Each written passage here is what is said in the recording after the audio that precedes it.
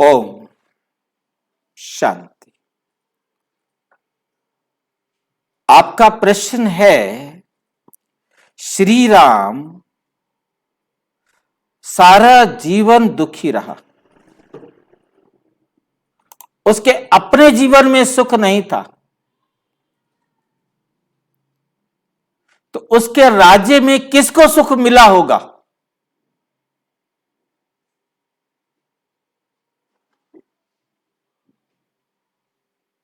क्योंकि आपने मेरे वीडियो में ये सुन लिया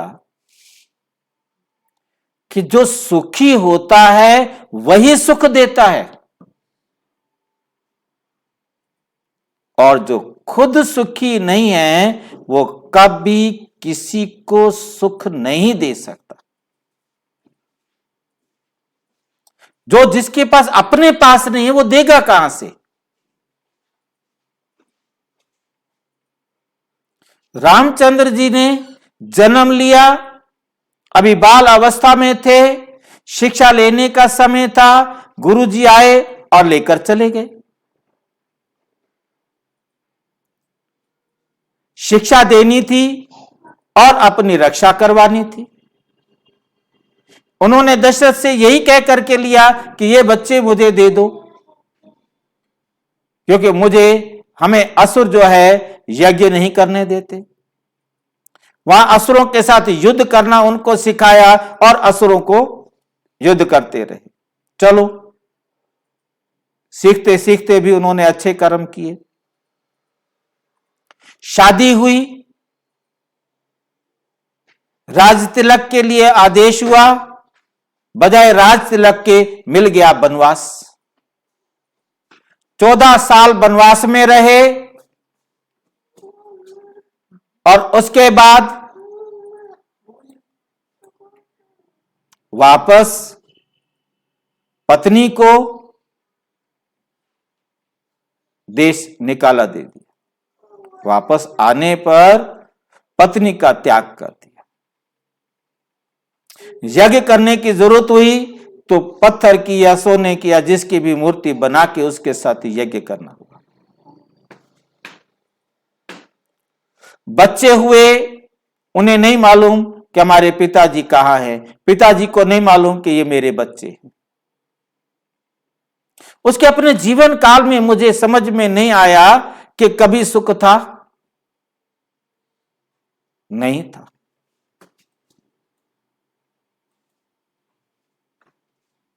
जब उसका राज्य काल आया तो उसने किसको सुख दिया? कहने को हम कह देते हैं, कहानी लिखने को लिख देते हैं कि उसने पत्थर को पैर लगाया तो वो अहिल्या बन गई।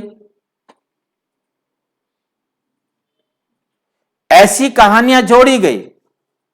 शबरी के बेर खाए, उसका उद्धार किया, अनेकों का उद्धार किया, सबका उद्धार किया। रावण ने जो दुश्मनी की उसका भी उद्धार किया। जितने असुरों का विनाश किया उनकी मृत्यु परमात्मा के, क्योंकि वो परमात्मा है, उसके द्वारा हुई, तो उनका भी कल्याण हो गया।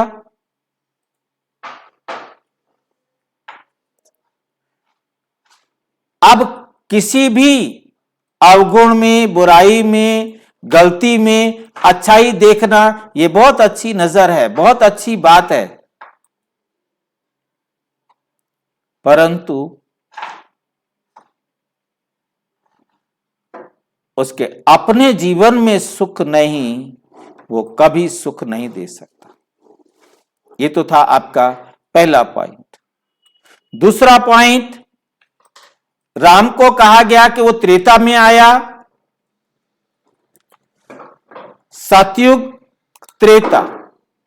सतयुग में सारी दुनिया 100% शुद्ध होती है, पवित्र होती है, और जब शुरू होता है त्रेता युग, जब सतयुग की जगह पर त्रेता युग आता है, तो धर्म रूपी बैल की एक टांग टूट जाती है।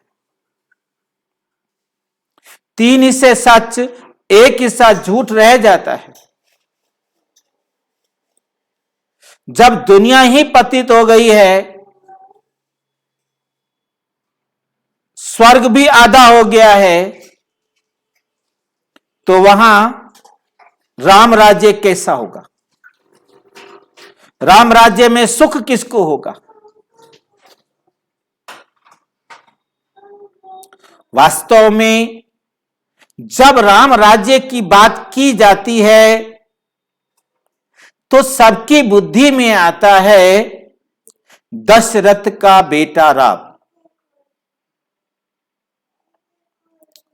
और तुलसीदास ने 4 राम का वर्णन किया है, एक राम नहीं। राम 4 प्रकार के बताए हैं। एक राम दशरथ का बेटा, जिसको सारी दुनिया जानती है।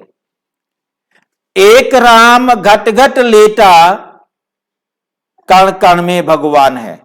यह भी मैक्सिमम दुनिया जानती है, सारी मैं नहीं कहूंगा। एक राम सकल जग पसारा,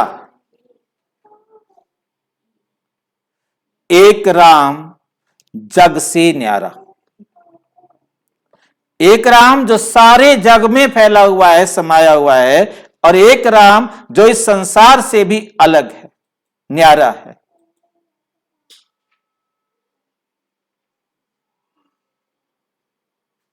कौन सा राम? परम पिता परमात्मा आकर समझाते, बच्चे दशरथ का बेटा राम कोई भी त्रेता युग में नहीं हुआ। ये रामायण ही अब से 2200 साल पहले लिखी गई, जब इस पृथ्वी पर कहीं भी कोई राम नहीं था, कोई रावण नहीं था, कोई भी ऐसा राज्य नहीं था। ऐसे समय पर ये केवल और केवल मात्र एक कहानी लिखी गई, परंतु ये कहानी सबके जीवन में स्कूल में पढ़ाई जाती थी, तो उसे घर में पढ़ना भी शुरू कर दिया, जिसके कारण वो इतनी प्रचलित हो गई कि सभी ने उसको सत्य समझ लिया। धीरे धीरे सबके जीवन में वे एक सत्य घटना के रूप में बन गए। परंतु सच्चाई ये है कि ये मात्र एक कहानी है, ये कोई सत्य घटना नहीं है। आप परमात्मा आकर सत्य समझाते हैं। परमात्मा आकर कहते, बच्चे मैं हूं राम, जो सबके दिलों को देता हूं आराम। मैं परम धाम से आकर सारे संसार की आत्माओं को सुख देता हूं, आराम देता हूं, जिससे कल्याण होता है। सबको सुख देता हूं, सबको मुक्ति और जीवन मुक्ति देता हूं, सबका कल्याण करता हूं। इसलिए मुझे शिव भी कहते हैं, सबको आराम देने वाला, सबका कल्याण करने वाला। मैं जब आता हूं, मेरी डायरेक्शन पर जो चलते हैं वही सतयुग के अधिकारी बनते हैं। मैं आता हूं कब? कलयुग के अंत में, सतयुग के आदि में मैं आकर के सबको सुख देता हूं, और सतयुग में सभी सुखी होते हैं। इसलिए उसे शिवालय भी कहा जाता है, इसलिए उसे राम राज्य भी कहा जाता है, जहां सब स्वयं भी सुखी और सबको भी क्या देते हैं? सुख देते हैं। जो ना खुद दुखी होते हैं और ना किसी को दुख देते हैं।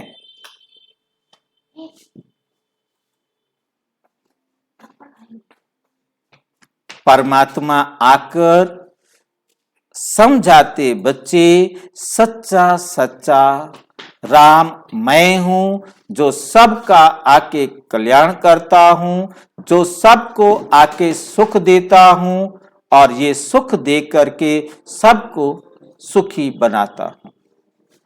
कोई भी दुखी नहीं रहता है।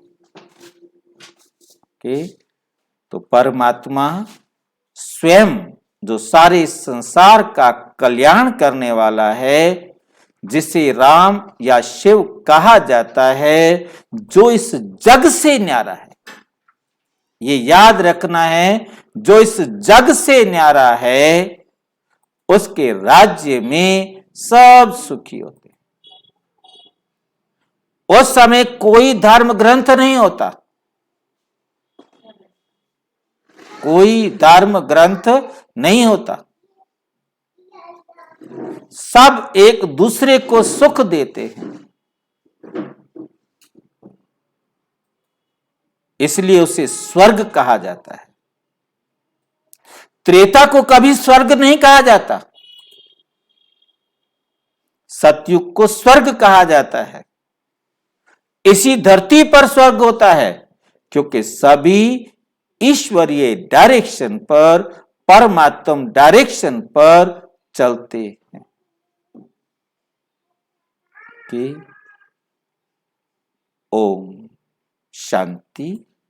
और अच्छी तरह से समझना हो तो प्रजापिता ब्रह्मा कुमारी ईश्वरीय विश्वविद्यालय के किसी भी सेवा केंद्र पर संपर्क करें।